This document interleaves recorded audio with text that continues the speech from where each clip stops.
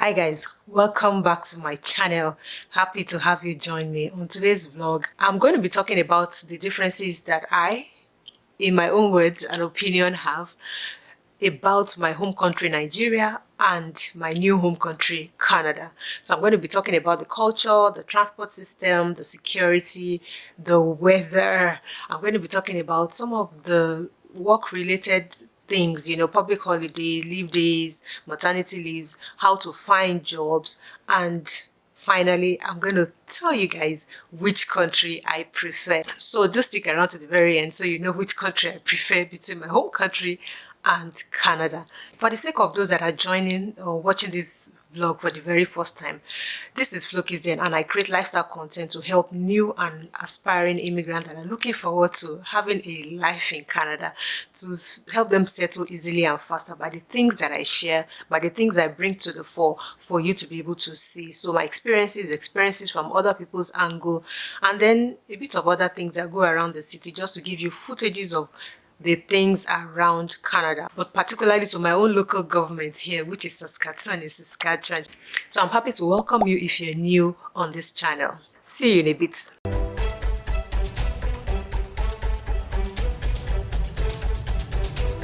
All right, so let's get into it, how we compare Nigeria with Canada in my own opinion. So you might have your opinion.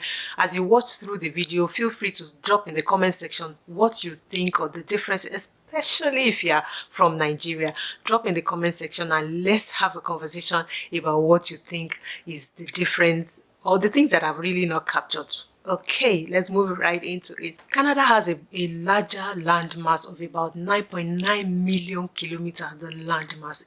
It is a huge landmass compared with Nigeria that has about 923,000 kilometers square. On the flip side, however, Nigeria has a larger population of about 218 million people. Yes, you heard me right. We are plenty. 218 million. While Canada, with that large landmass, has about 39 million. No wonder Canada is looking for people to occupy that landmass. And we have come to stay. So guys, if you are watching me from Nigeria, Canada has space for you because they have land plenty that they need people to occupy. Okay. Although they are looking for skilled workers and they are looking for people that will be able to help their economy grow, not just to come and occupy. We are not occupying like we occupy in Nigeria, but this is occupy to be able to help the economy. So if you're looking at coming to Canada, there's room for you as long as you obviously fulfill all the rules of engagement for you to land in this country. All of that will be said in a bit. Nigeria is a multi-ethnic and culturally diverse federation, and we have about 36 autonomous states. Yes, we are large, we have people, and we have 36 states with Abuja, which is the federal capital territory.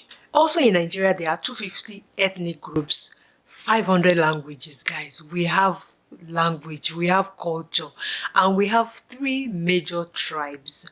Abuja is our capital, like I said, and Lagos is the biggest city and the commercial city in Nigeria. Before Abuja became the capital, Lagos State was actually the capital. So many people know Lagos when they say Nigeria. Looking at, I'm going to Nigeria, Lagos is kind of almost like a known state for most people. Lagos, that's what you hear. So people always say they're going to Lagos, but Lagos has ceased to become the capital of Nigeria. Now it is Abuja for a long while, actually, not just in the immediate years. And because so many commercial things happen in Lagos, Lagos is still the commercial city. So it's the bubbling city, guys. You see, most of us, we came from Lagos. And, when people in the interim states across the nation, all the 36 states that we have, people look forward to Lagos like they are going abroad. When you're in the local, you know what I'm saying. People look forward to coming to Lagos and they say, I am going to Lagos. They pack their bags as if they are traveling abroad. So Lagos is it, guys, for those that really live in the interims of those localities in Nigeria. And of course, with the 500 languages, 250 ethnic groups, three major tribes, which is the Igbo, Yoruba, and the Hausa. That's the three major tribes, but there are still so many languages, even within the 6 geopolitical zones that we also have: the North Central, the Northeast, the Northwest, the Southwest, the Southeast, and the South-South. If you watched my video on the Nigerian independence that we celebrated here in Saskatoon, you would see a few of those geopolitical zones represented with people wearing their attire and having fun on October 1st, that is the Nigerian Independence Day that we also celebrated here in Canada. Very beautiful event. I'm going to link it here for you to also watch. So talking about languages, some of those 500 languages, guys, can seem similar when people speak it one to another, but they all have where they come from, and that's why everybody respects their culture wherever they are. Every culture is rich and diverse, and when it comes to even independence, sometimes you see the richness of the culture of all these tribes being displayed on this particular day. And no wonder Nigeria is rich, guys. We are really rich in culture. We are rich in culture and number, of course. On the flip side, Canada has 10 provinces and 3 territories, and each of these provinces and territories have its own capital city. Of course, like Nigeria, we also have our state and our capital, and same here, they call it province. So that's just one of the differences that I want to bring out. There are differences in the way we relate. So you're looking at province in Canada, we're looking at states in Nigeria. And Ottawa City, which is situated in Ontario, is the capital of Canada. So I'm going to bring it home for you to understand. Canada is like Nigeria, as Ontario is like Abuja. Abuja is our federal capital. Ontario is also the capital of Canada, but there's a city in Ontario that is Ottawa. Also in Lagos, that is, well, our commercial city. There's a bigger local city, they call it Lagos Island. That's like the densely populated area in Lagos. So Ottawa is situated in Ontario, and that is the capital of Canada. Lagos, Abuja, which is the federal capital territory, it is not a state. So we have 36 states in Lagos and 1 FCT, which is our capital, or the capital of Nigeria. Toronto is another city in Ontario, and Toronto happens to be the largest city in Canada, which is their commercial city anyway. Ottawa City is the capital. However, Toronto, which every one of us know, we're going to Ontario, automatically Toronto is what comes to your mind. That is the commercial city, the way Lagos is commercial city to Nigeria. Now, let's talk about the culture of both countries. Nigeria, for one, like I know, has a real culture. We'll talk about all the geopolitical zones that we have in Nigeria, and the 36 states and the FCT, which is the capital. Everybody have their distinct culture, their tribe that they always embrace with richness and respect. Everybody loves where they come from. Everybody, showcases their beauty, their culture, the richness of the land wherever they come from. And this is very important for Nigerians. Talking about oneness and Nigeria at large, Nigerians are always very cooperative, because we come from different cultures or tribes or geopolitical zones. It doesn't take us away from being Nigerians, because we still see ourselves as one. Well, not looking at all the issues that we have currently in the country, but Nigerians always stand up for themselves. Let me bring it home here. When you come abroad and you see your fellow Nigerian, you kind of resonate with, oh, you too, you actually moved. There's something that looks like the obvious reason why we all left Nigeria. So we're able to resonate with that when we see ourselves, and we wish ourselves all the best. So the culture is rich. Everybody enjoys the culture. The food is one culture that we also love. There's so kind of diverse foods that we have from different culture and tribes. And of course, the way the Western people cook their food is different from the way the Northern people cook their food, but you can always enjoy it. There's diversity, there's beauty in all the richness of this culture. Even the way they dress, you see the attires that they wear, so beautiful, so colorful, you want to desire it. Some of the times here that I've come to Canada, part of the clothing that I brought are my African wear. I love them to death, and I love to dress up, even to church especially. They call me the queen because I love to dress in my regalia as an African. I am not a Canadian, even though I have come to Canada, but yes, I desire to be a Canadian citizen. However, I still love the culture and the richness of our attire as Nigerians, and that's why I dress up and I show up. Bringing it home to Canada. Canada to have their own culture, they have the diverse way they do things here. But for us as immigrants, it's difficult for us to sometimes resonate because we're used to the culture that we know back at home, the way we do things, how we greet ourselves, how we show up during parties. Like, we love parties and entertainment. We love big crowd. When we come to Canada, Canadians say Nigerians are loud because we always talk on top of our voices. We don't know how to whisper, kind of. But Canadians, you can hardly hear what they say. They kind of whisper. They are very quiet. They are not loud compared, so the culture, the differences are there.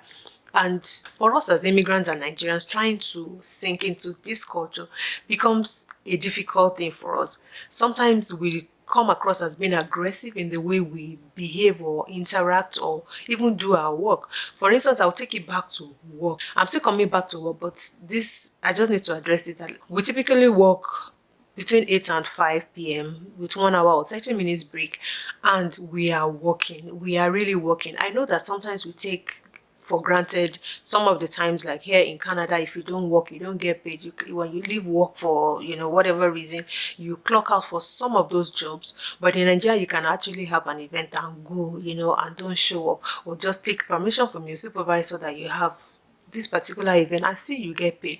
But the aggression or the energy that we put to our jobs is next to none. We are always the best in whatever we do, and that's aggression that Canadians feel is aggression, and we bring it here, makes us to excel. Sometimes Canadians can't understand the way we work, and some things that take Canadians weeks to resolve or weeks to solve, or takes them time to really dig into it, we are done in a few hours. And that's the way we work, because we always put our all in our jobs. We don't take time to do the things that we have to do. We actually work. So that's about the culture in between those countries. But I still prefer the culture in Nigeria to the culture in Canada, because for me, maybe if I was younger that I've come here, it would be easy for me to flush in. I'm still finding it difficult with some things, even the way they speak. Some of them I don't quite understand. I remember when I was working in human resources with a particular company, I was always recording. I started with recording, to be able to get me to pick those words. Then I put the speech to text in my computer so that I can really get what the diverseness of the culture. I know it's a multicultural society here in Canada, but guys, it is difficult to understand the language. And I know that also for schools, students also take their phones or recorders to be able to get the grip of what their lecturers or professors are saying. Sometimes those languages are difficult to understand.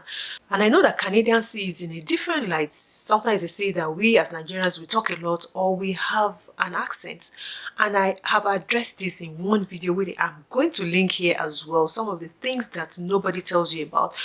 It is, see, everybody has an accent. It is how you say it that will determine where you're from. Even in Nigeria, the way the people in the north or in the east or in the west speak, you can determine where they are from when you just hear them speak. So the same thing, if I'm listening to a Canadian speak, I will know this is a Canadian. I will know that this person is not from Nigeria, obviously. If a Ghanaian should speak beside me, I will say, oh, my Ghanaian brother. I know where they are from, or is a Sierra Leonean, or is South African, or someone from China. I can identify how they speak, or I can identify where they're from by the way they speak. So we all have accents, guys. So basically, these are the cultural differences that I find between those two countries. Let's dive quickly into the transport system. I would say transportation too is diverse. It's different between Nigeria and Canada. I remember when I newly landed and I had to do a gig with Dancing Skies. Yippee to my guys. I had to do a gig with them, and we were talking about the transport system. I was actually talking about my entire journey and how I immigrated into Canada. And I was talking of one thing that I found as so different and alien to us was the transport system and the way it works here. In Nigeria, we're used to our buses moving from one point, which we call bus stops here. We call it bus stops. It's bus stops here, but they also call it blocks, as in they are lights on each block. That's where the bus stops are. There's a major bus terminal, but for each bus, or you're walking across each building, they call it blocks. So the buses call out the bus stops. They call out the destination, and then you hop on the bus, and you always have to use cash to pay, obviously, because we live by cash every day. So we pay by cash in Nigeria to be able to hop on the bus and get to our destination. And while you're getting your destination, you're calling out from inside the bus, Ojuelegba, as in I'm coming down on the next bus stop. So the bus driver knows, or he is even calling at the top of his lungs, this is the next bus stop. Unlike the civilized nature that we find here, that something runs across the bus, and then the bus driver is just in the bus, probably having zero or no conversation with the passengers in the car. Sometimes the buses in Nigeria are so stuffed with passengers that you hardly will find a good seat.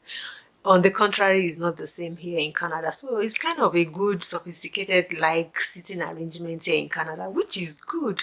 And I like it. And I also love the fact that it is cashless. So you can always tap your bus pass while you're getting into the bus, and it gives you time as well across. One beautiful thing that I noticed as well is that it gives you time about 90 minutes from each point. When you have to return, you won't be paying. But in Nigeria, for every stop, if you stop in error in one bus stop and you hop on another bus, you are still going to pay another fee. So that's the difference that I see. Canadians don't also like their buses, but compared with Nigeria, where I come from, their buses are far better. They are decent for sitting. They are disabled friendly. You can use a wheelchair if you have a stroller for a child. I know it's made for the weather or the way things work here, but at least it's in every country. You have aged people. You have people with disability that also need aid to get into the bus, which we don't have that for Nigeria. So the bus systems are good, and I love the fact that you can always check on your app to get the timing for each bus. I know that if I need to go to downtown, for instance, I just check on my Google, I check what's the timing, I put it on bus, I look at what time the bus will arrive, how long it will take me from my current location, maybe my house, to the bus stop, and that helps me to get there in time for the bus. It is advised that you get to the bus stop like 5 minutes before the bus arrives, because sometimes the buses arrive early and sometimes a bit later, so you want to be able to get there as well. So these are some of the differences I find in the transport system, which is really nice. And I love the fact that I know the timing. If I miss it in another 30 minutes, there's another bus for me to hop on, except on weekends that it is an hour trip route. So, but for me in Nigeria, the buses move. It's a competition, actually. You see them at any time. You can come out anytime, and you will find a bus.